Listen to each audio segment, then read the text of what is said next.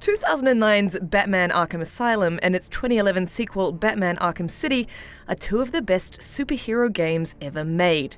Batman Return to Arkham brings both games and all their DLC to the current generation of consoles, but an unremarkable graphical upgrade doesn't really do them justice.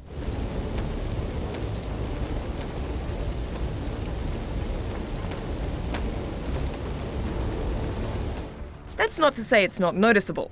Textures are much sharper, and Batman's suit, for example, looks much more detailed. His cape in particular stands out beautifully, pebbled and catching the light.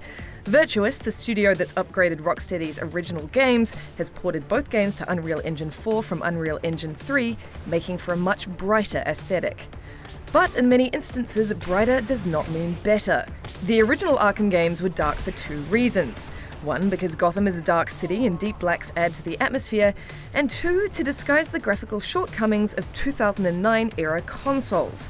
Here, every PS3-era plant, rock, and puddle of water is thrown into stark relief, and as a result the landscape often feels quite blocky and theme park-esque, which breaks the romantic illusion.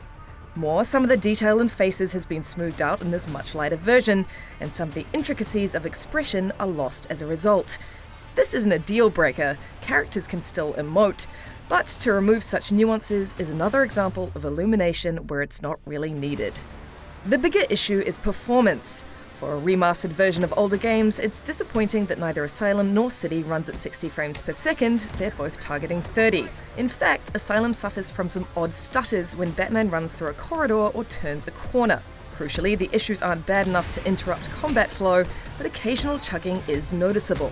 There's nothing to differentiate the extra content from what was included in the Game of the Year editions though. The lack of making-ofs or behind-the-scenes details is a missed opportunity. Outside of the two campaigns, all the DLC challenge maps and additional skins are here, so you can play as 1970s Batman, or even better, animated Batman from the get-go. If you've never played Arkham Asylum and Arkham City and own a current-gen console, Return to Arkham is a fine place to start. But for those who already own both on PC or last gen, there's no real reason to pick this up beyond a rather uninspiring and technically disappointing graphical upgrade. For more on Batman Return to Arkham, stick with IGN.